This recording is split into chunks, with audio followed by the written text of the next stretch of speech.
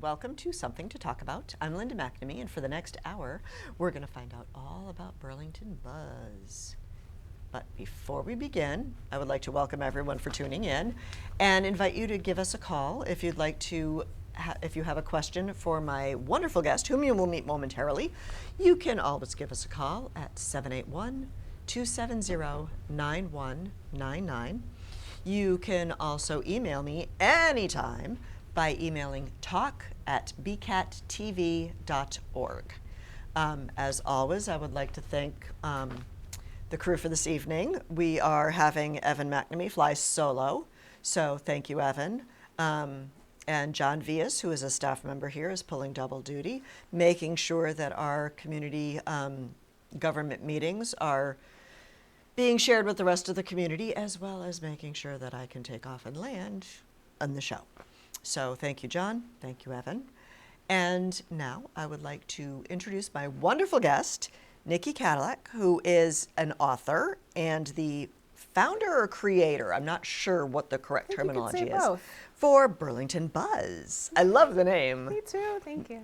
So welcome. So anyway, before we really get into our conversation, can you share with our audience and share with me a little bit about yourself, where you grew up, how you came to the Burlington area, and, you know, why you're here? Okay. Well, I grew up in Missouri. Oh, so wow. A long way from here, right outside Kansas City. I came here for college in 2000, I guess.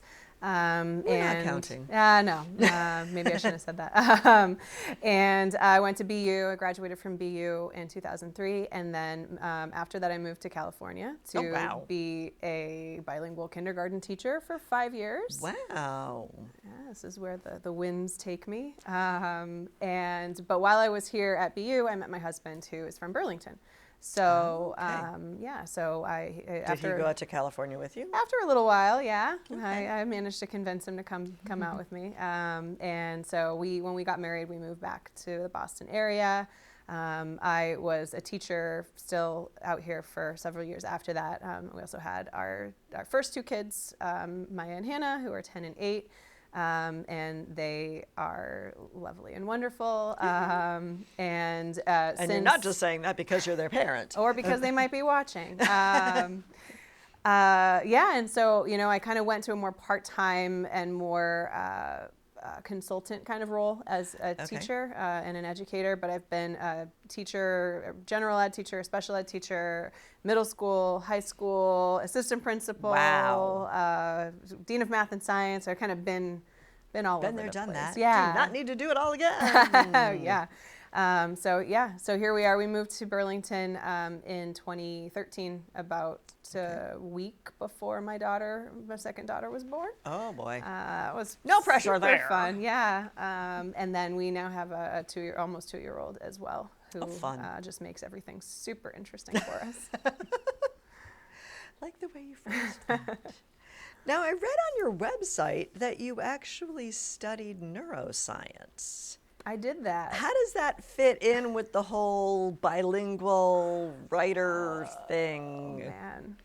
Or do you not want to talk about that? No, I mean, I studied neuroscience because I wanted to go to medical school and be a brain surgeon. Oh, wow. That's what I really wanted to do when I was younger.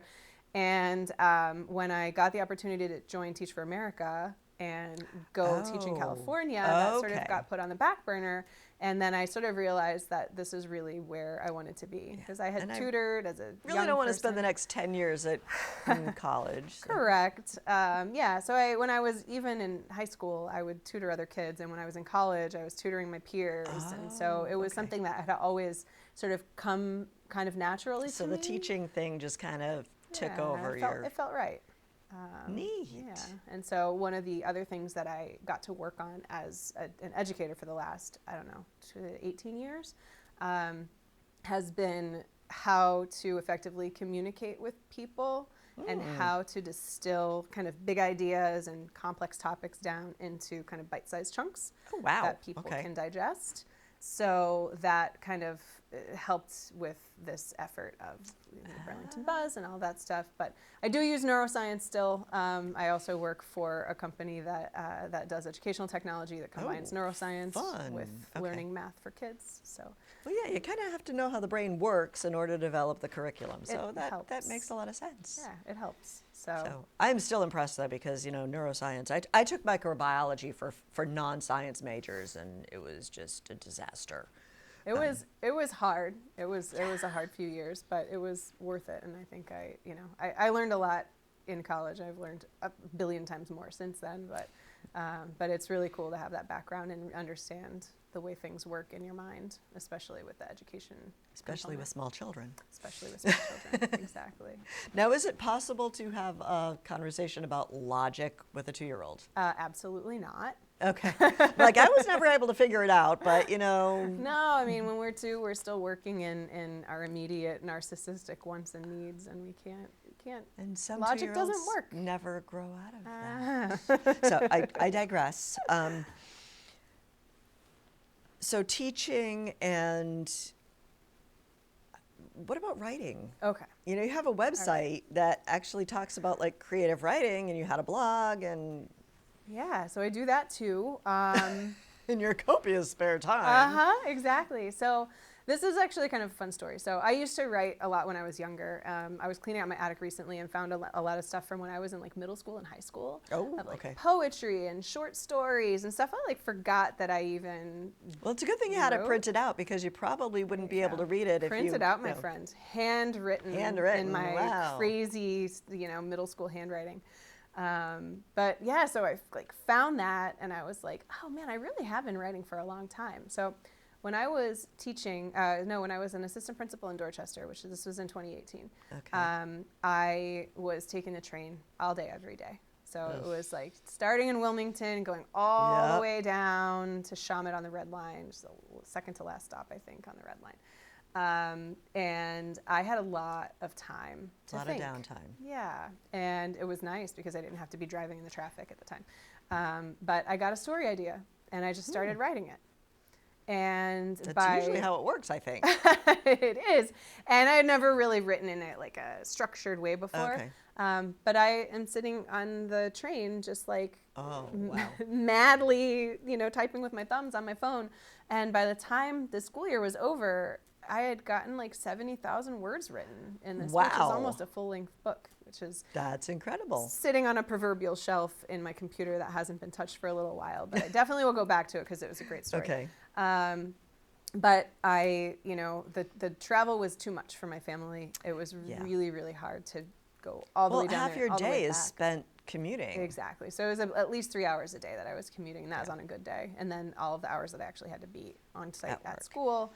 And if I didn't leave right in time, then I couldn't catch the right train. And it was just it was tough for everybody. So I left that job, and I decided that I was going to just write full time. And so that's what I've been doing since then, for the most part.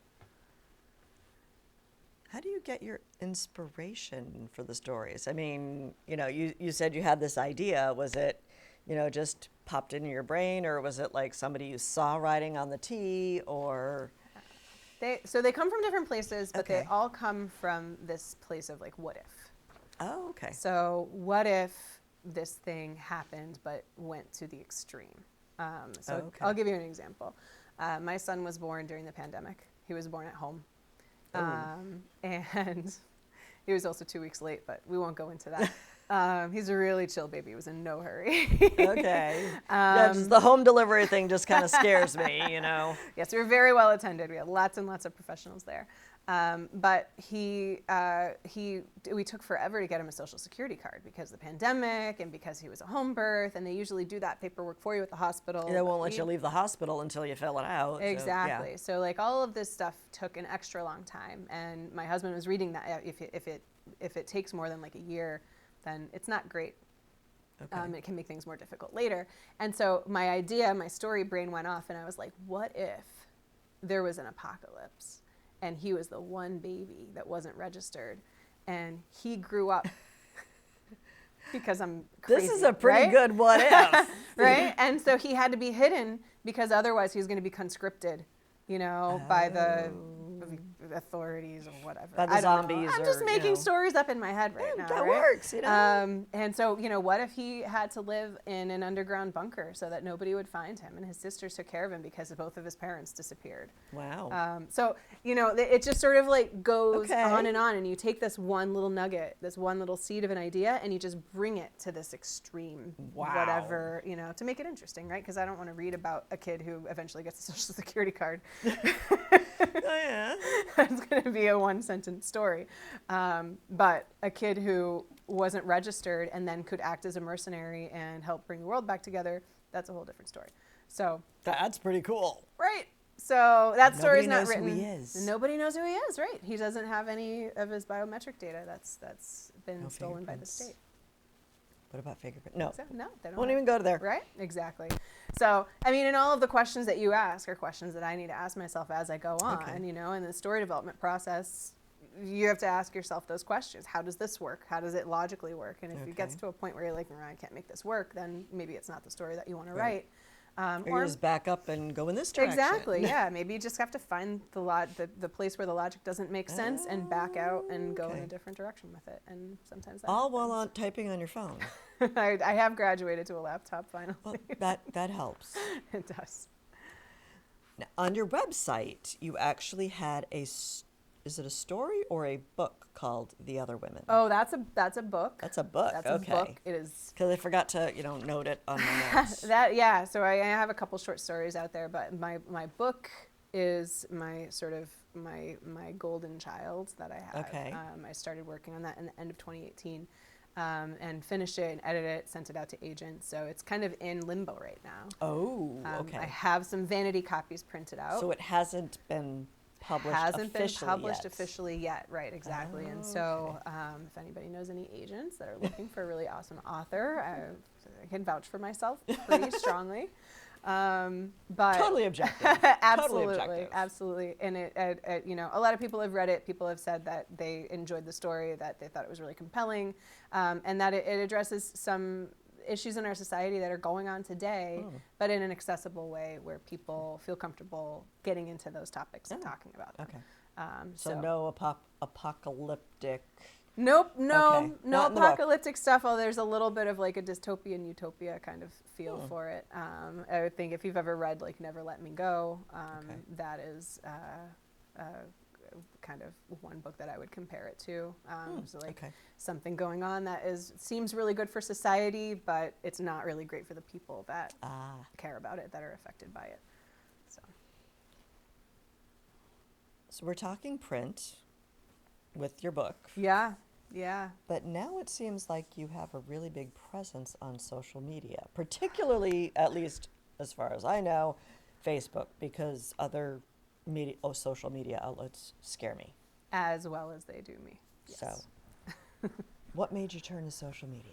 Okay, so when you don't know how your book is going to be ultimately published, it really is the biggest advice that people have is like you need a platform.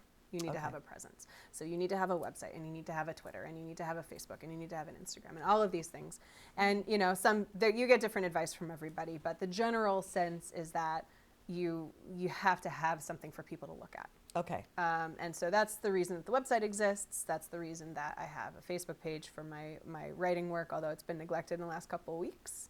I couldn't imagine why. Whatever. We'll get to that in a second. Right. So, a lot of what authors have to do, especially if they're not getting published by traditional publishing houses, they have to actually like go and hawk their wares.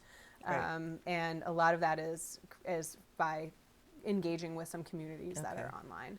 And so that's why I'm online. Network. Okay. Yeah, exactly. I mean, that's what it is. It's a network. And so, making connections with people and building relationships is really valuable in that work.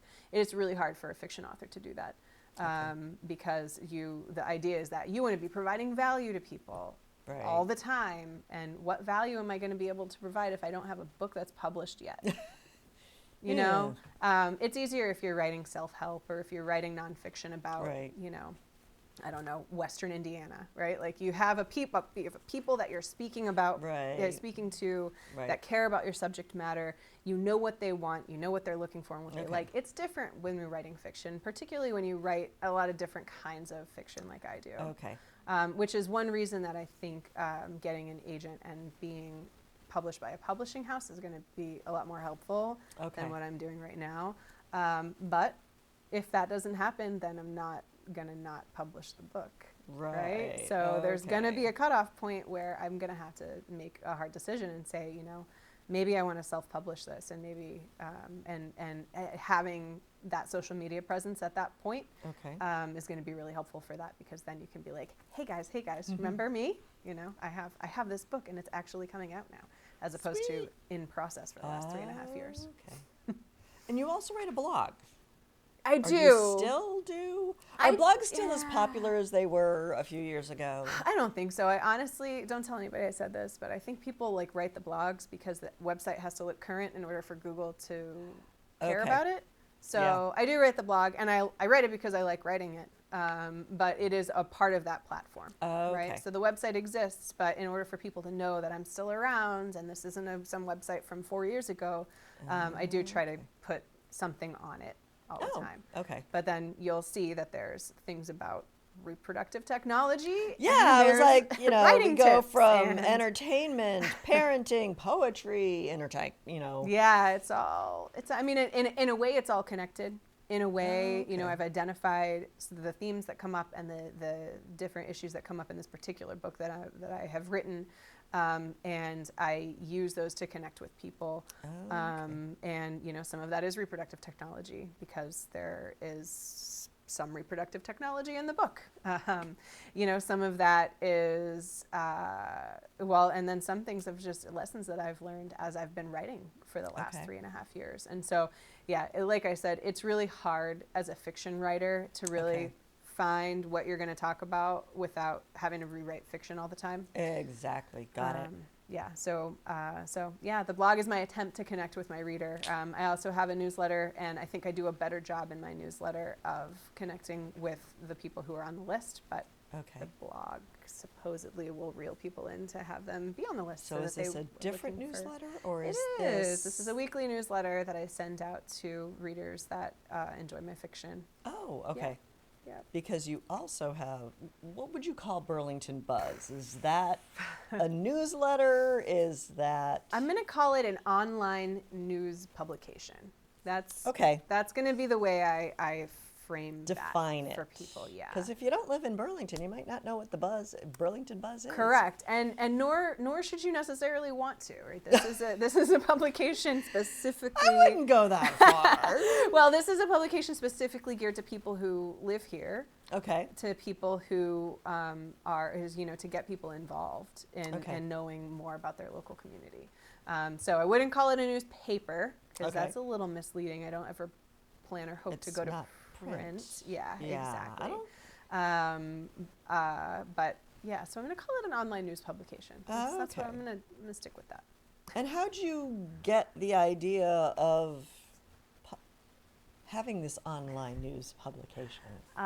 So the way it started, I think, was at the end of January. I just started thinking about the upcoming election, and Right. I started looking. So it's April 9th, just in case anybody who's watching doesn't know that yet. April 9th is the election, Okay. and in building up to the election, I was learning, people had to take out nomination papers if they wanted to run for any of the seats, either in their precinct or in the Okay. town-wide seats. And I was realizing that there's so much that we don't know, that I don't know, Right. or that a lot of people don't know about how the town works, why you should care about local politics, what is really happening in these. Yeah, why you should care about local politics, I think, seems to be more prevalent now than it was even a few years ago. Yeah, I think so too, and I think that it, 2020 change starts here, and yeah, and since 2020, I think people have really started to take a little bit more notice of things that are going on in their local communities, because you're right, change starts here. Anything that we can do as a community to connect, to learn, to Right. listen, to make make sure everybody feels welcome. That's my goal. Okay. Okay. And so I was noticing voter turnout is not super Abysmal. high for local elections. It's been 16.5% for the I was about to last say, isn't it 3 like, years. 15% or something if it's not a national election? Right, exactly. So these are our April elections, our local elections. They've been about 16.5% for 3 years running. And a lot of times nobody's opposed. So people are like, why should I bother going to vote? Because it's all going to be the same people anyway. exactly. And I think too, there's some places, including this this election cycle, that some seats we don't even have enough candidates to fill the seats that are open. So in some precincts, there's, let's say, 6 spots, but only 5 candidates are running. So there's going to be an open seat in that precinct if nobody fills it. And so that is a problem to me.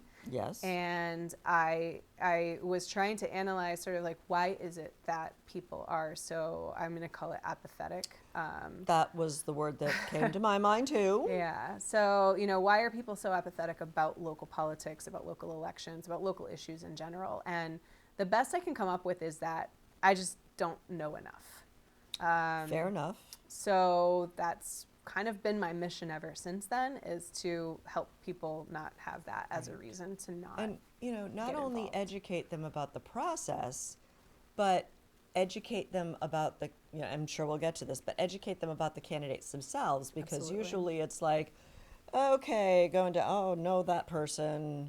No, well, okay, I'll just, I think I went to click high the school first- with that yeah. guy, oh, that's street. I've been down that street before. And, it's just, they're not educated decisions. They're not informed decisions. And these are the people who are going to, okay, controlling your life is a little extreme, but, these are people that are making decisions for me. Yeah, they're going to decide what kinds of businesses can come into the area. They're going to decide, I think there was a bylaw, I don't know if it was proposed or if it was accepted, about just what time the trash pickup can come in. Okay. So it's not waking people up in the morning at 5 o'clock in the morning. They're the people who set the budget for the town. There are people who, approve all sorts of things. And they're also, so yes, they have a control in that way, but also they're the people that you can approach if you want to see something happen. Right. And so, there's the Wildwood Sunshade project that was approved by town meeting, and that, hopefully putting shade at Wildwood Park. Right. What a concept. Oh my Right. gosh, that place is like 130 degrees. Yeah, exactly. Oh my gosh, those hot slides. Oof. All the slides seem to be hot, and they make them out of dark plastic, so So let's not burn that's our another legs when we're time, going down the slide. another conversation. Yeah. Okay, back to, people have to fill out papers. What's Yes. involved with that? So what's involved, papers are done, but what's involved is just going to the town clerk's office and picking up papers, and then going and getting signatures on your papers. Okay. And so some people need 50 signatures depending on your what you're running for.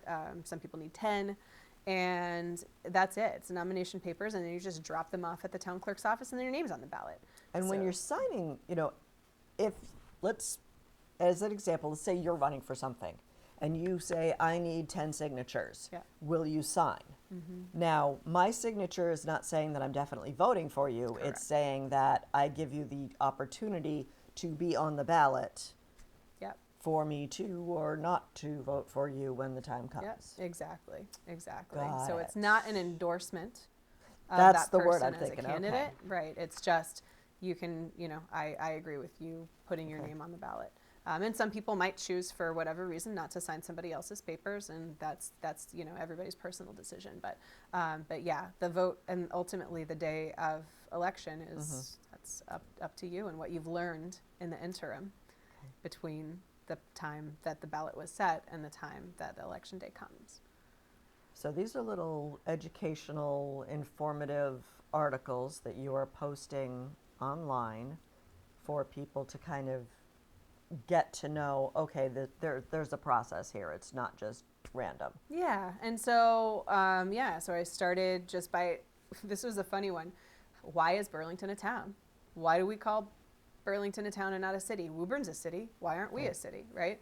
And so I talk about that. And Yes. the next day I talked about town meeting, because that's the legislative branch of our government, and that's how the laws are made, and that's how the budget is set, and that's how individuals have, at a very, very low cost to them as far as time investment, they Okay. have ability to impact what's going on at the town level, and also just get to know the town. What's going on? What's going on? Yeah, Yeah. exactly.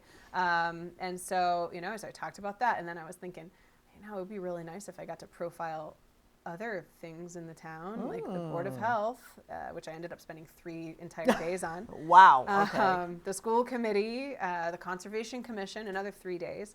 And the more I did that, the more I was 3 thinking, days on the Conservation Commission? I didn't Oh, realize yeah. there was that much to talk about. oh my goodness, have you heard of stormwater? I think I need to go home and read your Yeah, I've got online one. news publication. You got it. Yes, You okay. got it. So those posts were going on Facebook, and they weren't really going anywhere else. And of course, if you want to find that, you either have to hope that cross your fingers and hope that it comes up on your news feed, or you have to go looking for it. And Okay. that's the whole thing I was trying to avoid, is having people have to go looking for something that they didn't know they needed or wanted, right? Okay, right. Right. So that's a big barrier. Is like I don't even know what I don't know. Yeah. And Facebook has these really weird algorithms, so they'll send you stuff that you think or they think you need, and you're really like, no, I really don't. Yeah, I've seen that same post every day for the last 9 Yeah. days. Yeah. Okay, this is not news anymore. This is like ancient history. Exactly. I So, digress. so I thought that I might need somewhere to house these things. Okay. I thought I might also be able to connect with more people. And then I found out that the union was going to go regional and not be local anymore. Okay. Yeah, and that's happening with a lot of publications, a lot of newspapers around. They're choosing to focus on more regional issues, and so they're reassigning people, and not having. Because everything's going online, it's hard to promote print. Yeah, now. and it's also, it might not seem like there's enough going on in Burlington in a week to write an entire newspaper about I what's don't know. going I on think in BCAT does a Burlington. pretty good job finding stuff to write about. but- Absolutely. No, I completely agree with you, and I think there is, and it's the more you look, the more you find, right? Oh, absolutely. So yeah, I had sort of that idea and that thought, and I figured, I have all of this information that I could compile somewhere. And so one day I was just like, all right, I'm doing it. And so I started the publication, and it apparently has been well received, which makes my heart sing. It makes me really happy that people are interested and People excited. want to know about voting. Yeah, I think so. It seems like it. They want to become informed. Right. It seems like they want to know what happened at the school committee meeting last night that they couldn't go to because they were putting their kids to bed and feeding them dinner, and, I can't always go to every single school committee meeting. Plus, And a lot of times, the school committee meeting can last several hours. Indeed. And, as we were talking about before, you're off in 20 different directions all the time. And a lot of people just have so much multitasking going on that, all right, I can't watch the whole thing. Give me the highlights. Yeah. What did I miss? yeah, give me the executive summary. Give me the overview. Exactly. Exactly. The Cliff Notes. Do Cliff Notes actually still exist? I don't think know. you and I know what they are, so Yes. that's fine. So anyway, okay. So I think that having both the Daily Buzz, which comes out every day, it's Okay. just a little bit of a snippet of what to expect out of this day and maybe what happened yesterday. If I missed something or made a mistake, sometimes I do Okay. that. Or if there was a meeting that was big and that got some attention, or that I was able to attend. Okay. I'll summarize that at the beginning. And then there's 2 other sections. There's a local government section. Okay. So that's where I'm rewriting, not really rewriting, but editing the profiles that I put on Facebook and then Oh, giving them a home. Okay. So there's one about the Ways and Means Committee, there's one about town meeting, and there's one about why is Burlington a town. There will be more. Oh, okay. Yeah. There's So wait, where are all of these things going? so these are on the website. the website. Uh-huh. Oh, So if you okay. get the newsletter. Okay, you which can- I don't Ah, yet. no. How do I get the All right, newsletter? Okay, so how you get the newsletter is you go to the website, which is burlingtonbuzz.substack.com. Okay. I actually did just before I came here, I got the domain burlington.buzz, which just makes me really excited because it's so cool. But it's not quite live yet, so you can always check burlington.buzz. But for right now, the website is burlingtonbuzz.substack.com. Okay. And so when you go there, you can sign up right from that page. It's really easy. Just put your email address in. You can choose if you want to be a free subscriber, a paid subscriber. And then once you... So what are the difference between free and paid? For right now, paid people are supporting me as I do this work. Okay. I do. So it's more of a donation. It's a little bit of a donation. Yeah, a little bit of a donation. It helps me promote. So I have flyers that I use to promote. Ooh. Okay. So it helps me promote. Pay for said domain name. Yes, that too. Also, I've done a couple Facebook ads, and that's helped get interested subscribers. They're super targeted to the Burlington area, so I can make sure that it's people who want to have this information that are seeing the ad and that are signing up. And it's Burlington, Mass, not Burlington, Vermont, or Burlington, wherever. Wherever else, exactly. So not that those other Burlingtons aren't important, because they are, but they might have. Our Burlington they might is the be one a we're city talking and not a town. Yes, well, that is totally true. And so so the paid subscription is $5 a month, or it's $50 a year. I try to keep it kind of a low entry point. What I say is access to multimedia features in the future, so that's probably going to include podcasts.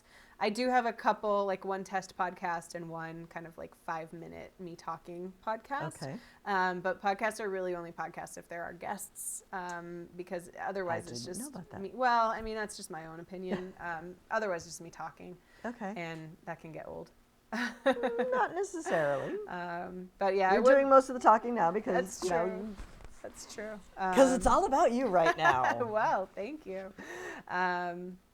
But yeah, so I do hope to do podcasts with guests because I do think that it's more interesting that way. It gives you kind of a diversity of perspective that is necessary and helpful. So those will be things that are available to paid subscribers in the future. And yeah, it's really helpful for me to be able to actually like get childcare so I can come to the podcast like studio. Yeah, or come to things like this, or even, it doesn't take me 0 minutes to write the Daily Buzz every single day, and it doesn't take me 0 minutes to write the profiles or even do the interviews. Watch the meeting, Now, do you attend the meeting or do you watch it online? Well, I'm watching it online. Attending would be really, really, really tough, but thankfully we have online options for watching. Yes, thank you. Now, do you have like a staff? Like friends, relatives? No, not right now. Okay. Not right now. It's just me right now. I did put a call out for people if they want to attend meetings and just give me that high level overview at the end, because clearly I cannot go to every single meeting. Right. And, sometimes there are things that people want to know that all I can do is say, watch this video on Facebook. Sorry, I wasn't able to go. Well, you're here right now and the Ways and Means Committee's going on, and Yes. even though you have 2 ears, you only have one brain. And you can go back to the whole neuroscience thing. And Correct. And there's only one of me. I can't be sitting on the computer. Yeah, so I don't have a staff. Maybe later on there will be the opportunity. I do have a couple community contributors who have offered to write for us, which is really, really exciting, and I'm really looking forward to seeing what they have. And yeah, so I was also saying the website. So there are some sections at the top of the website. So there's one with the profiles. One with there's some community information, and then there's one that's specifically for the election that's coming up on the 9th. Okay. So I've interviewed the 3 school committee candidates, and there's a profile for each of those candidates. 2 openings? 2 openings, okay. 3 candidates. So yeah, I'm only doing contested elections right now because, again, the cloning science has not been perfected yet, so I'm the only one of me. Okay. So I have interviewed those 3 people and put up some profiles for them. And next week I'll be putting up the Board of Health candidates' profiles as well. So that is hopefully a really basic entry point for people who are interested in knowing more, but don't necessarily know where to look. And hopefully it's good writing and engaging and pulls people in so that they want to read it and learn more. about the candidates, which is ultimately all I want to do is get people invested and engaged in what's going on in our community. Do you really know who you're voting for? And can we please make it more than 16%? Yes, exactly. And so, I mean, if we could get more than 16.5%, I don't want to put a number goal on it right now, but if anything that I do can get us to be more than 16.5% voter turnout, I would be really happy. Right. Now, as you're approaching different committees and different, talking to the candidates, what kind of reception are you getting from them? Most people are really eager to talk. And I think there's a couple reasons behind that. I think number one, people have seen me engaging, people have seen me posting, people have seen me trying to inform, and people know that I'm not out to attack anybody. I try to be as neutral as I can and just the facts, ma'am. That's got to be hard after you start talking to some of these candidates because you want, Yeah, I mean, I definitely go in having an opinion about somebody based on what I've seen online or what I've heard, but that's not necessarily relevant when you're doing a profile. And so I've made, and maybe this will change for the future, but for right now, I've designed the questions so that they're not designed to divide people politically. This is an election, but it doesn't have to be all about the two colors. It doesn't have to be all about the two people in the ideas, the president's race or whatever, right? I mean, it's really, what are our priorities? And do we share the same priorities? Got it. So that's what I try to do with the profiles. And of course, I want people asking more questions. Of course, there are questions that I don't ask that I even want to know the answers to, but I do want to make sure that I am giving people an opportunity to use, to get information about themselves out.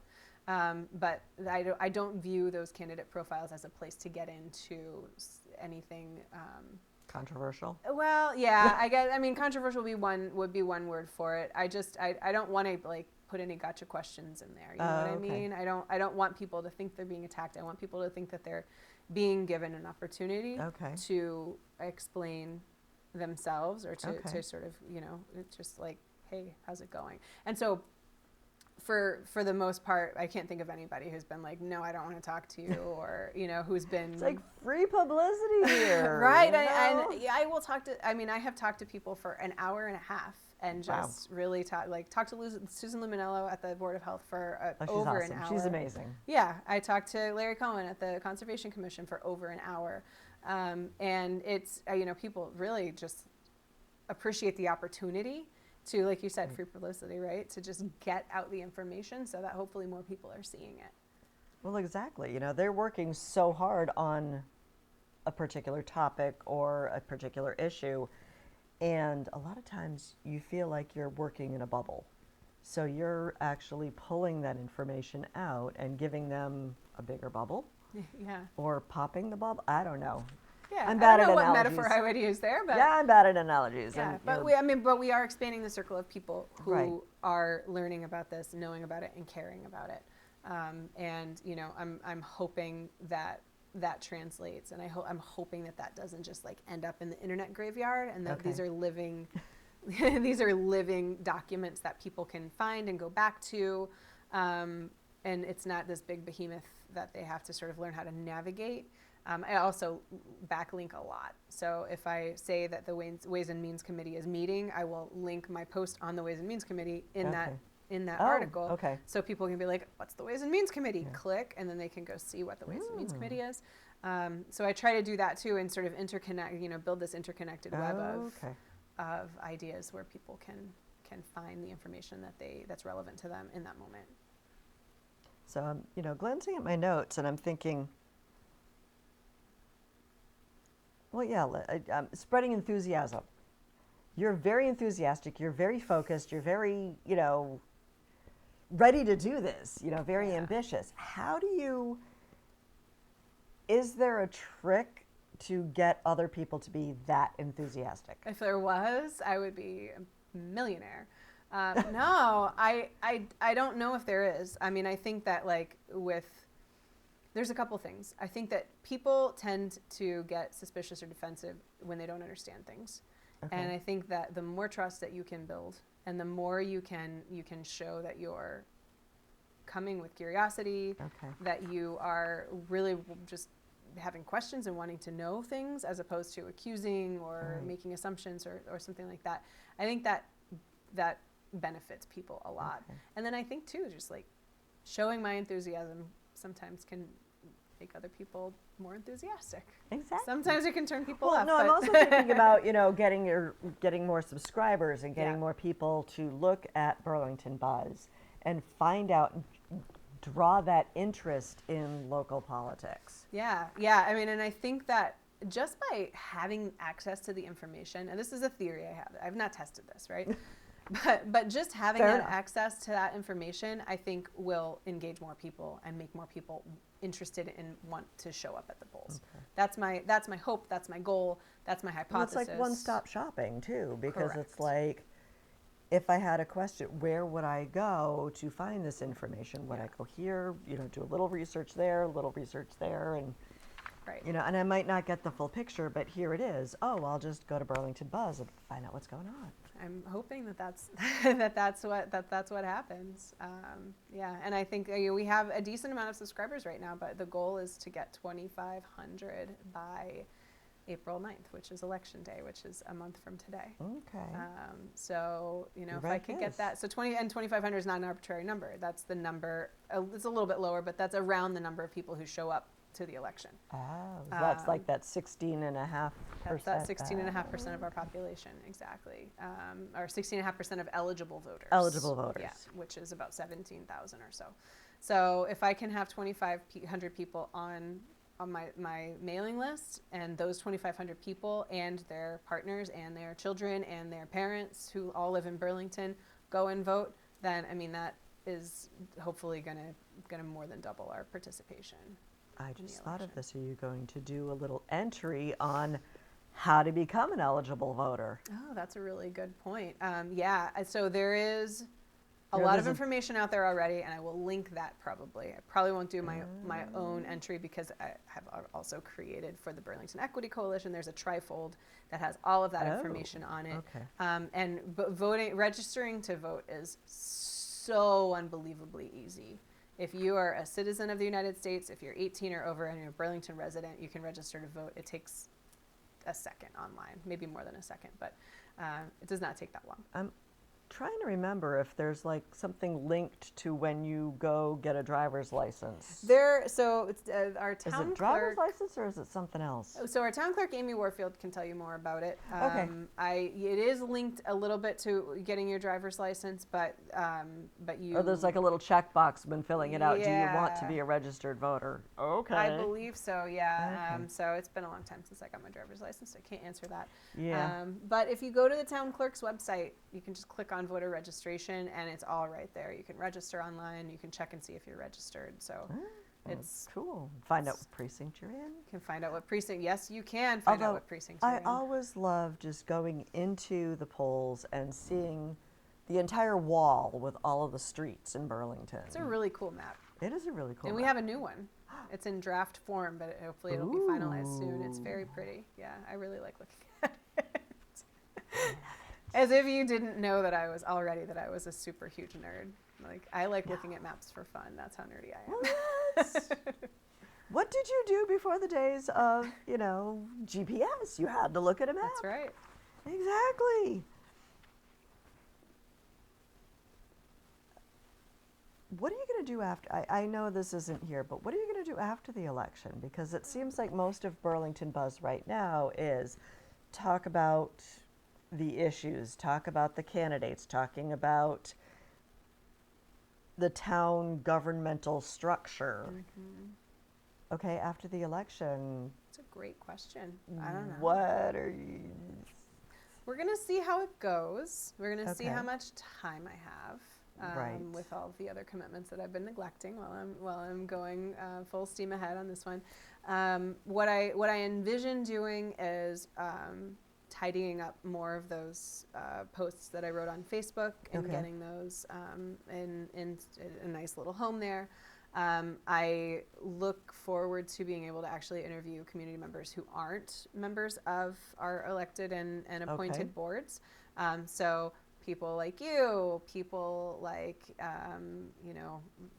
anybody who's interested and who is a member of the community that wants to just, share their story.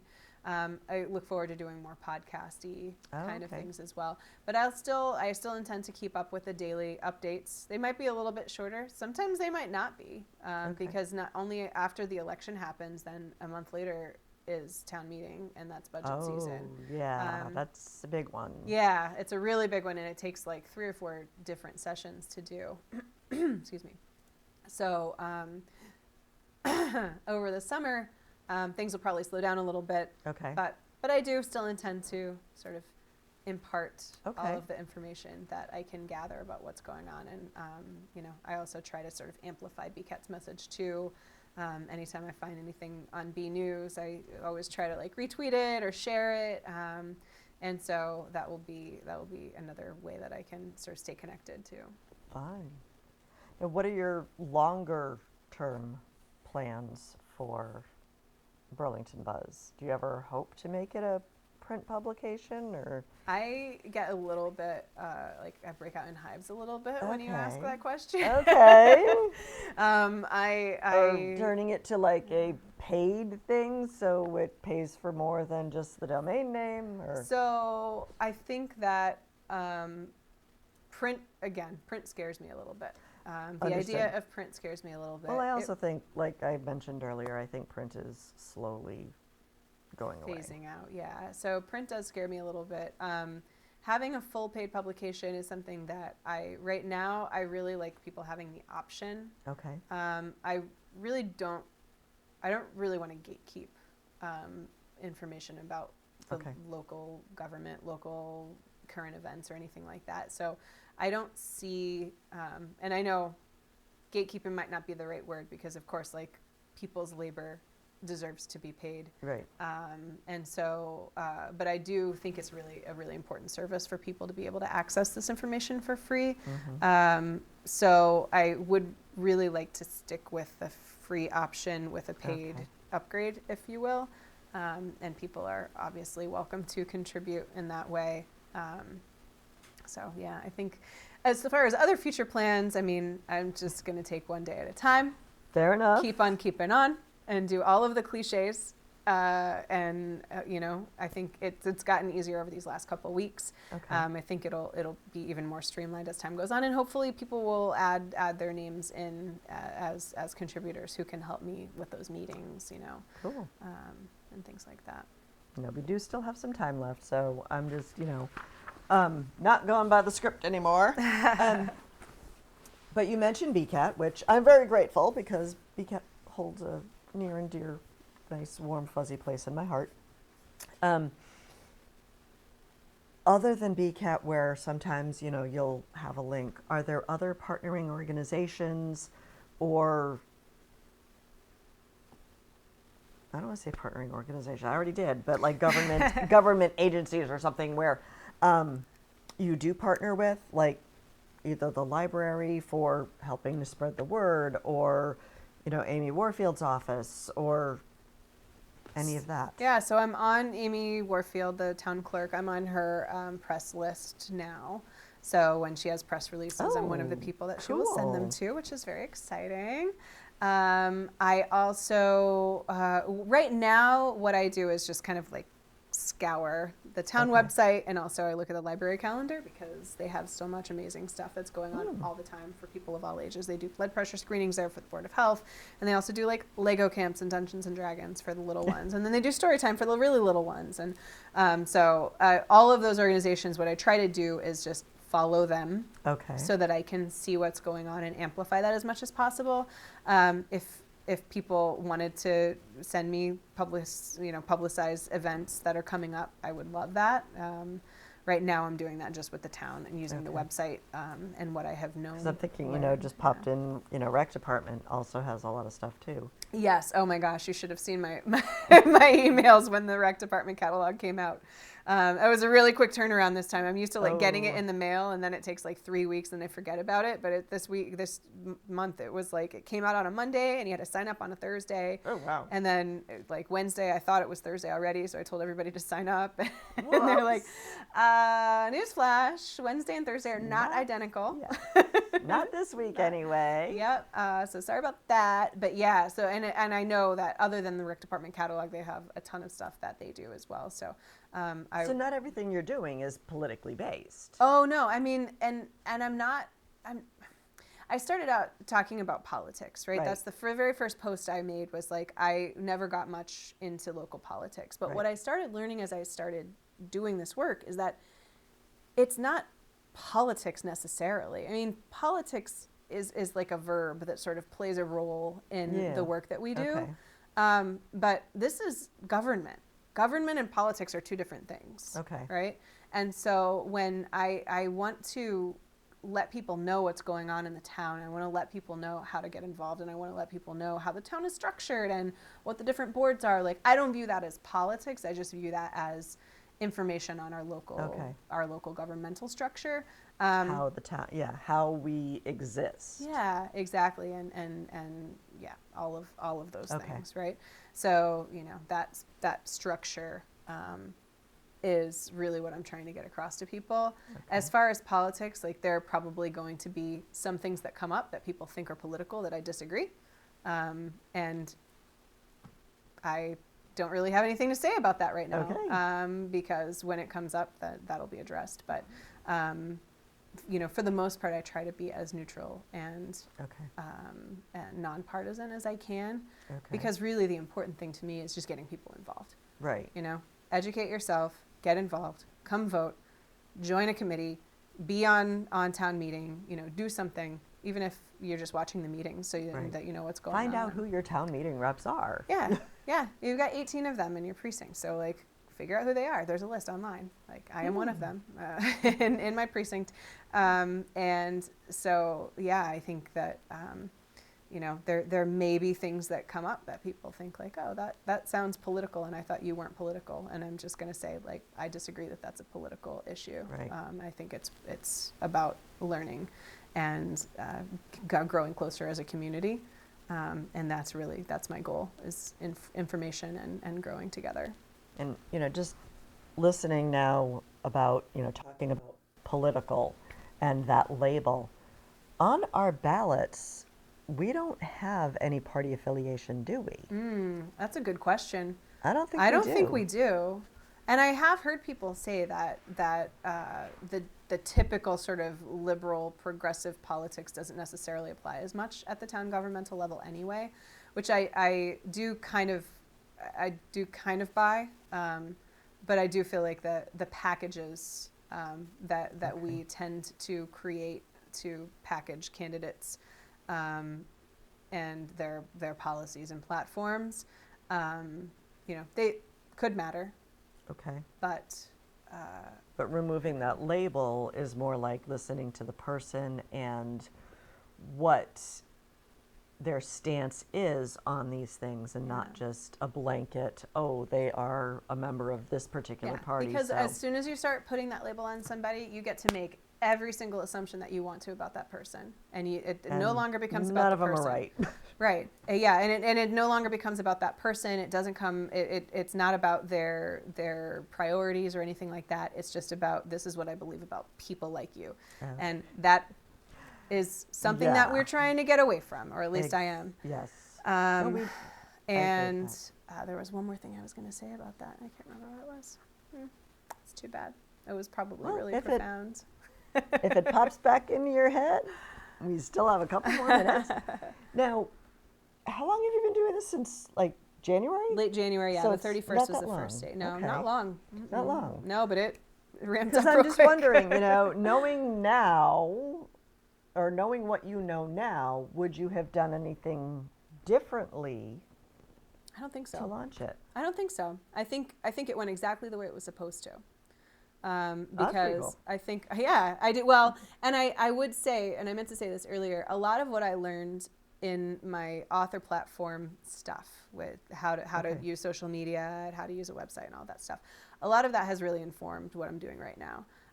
But it didn't really apply to me as a fiction writer, and it really, really, really applies to me as a, let's say, community advocate or somebody who is trying to get information to people, because I know who my audience is. I know what they're looking for. I know how they want it delivered.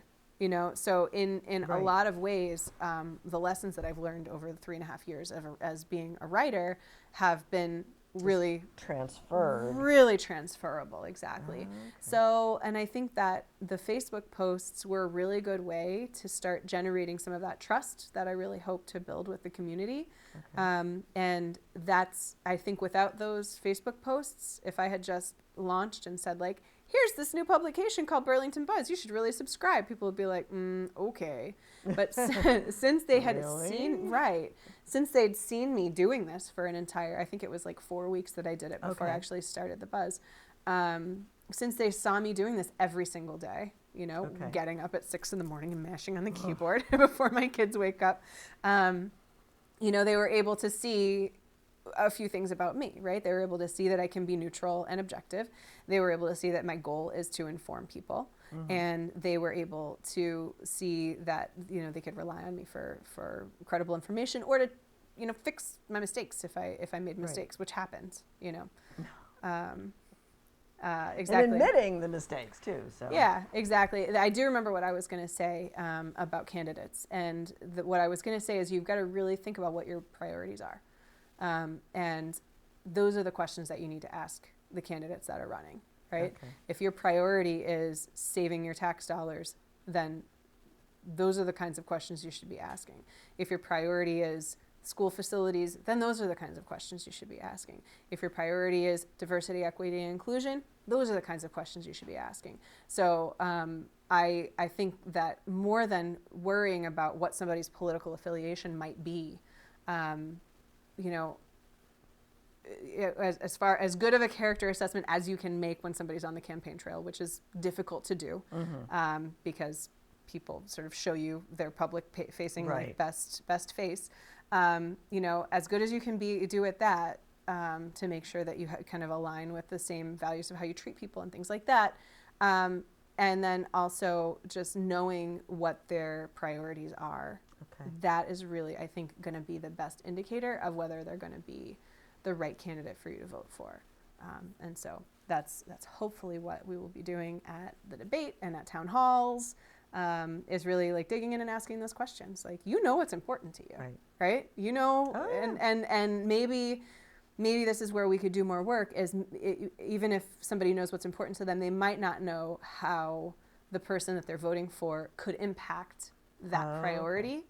And so, you know, educating people on that, I think, could be a really useful tool. Excellent. And we are out of time. Hey! So thank you so much. Thank you. I enjoyed meeting you, finding out about Burlington Buzz, and also finding out about all the stuff that goes into the Buzz. Woo! There's a lot.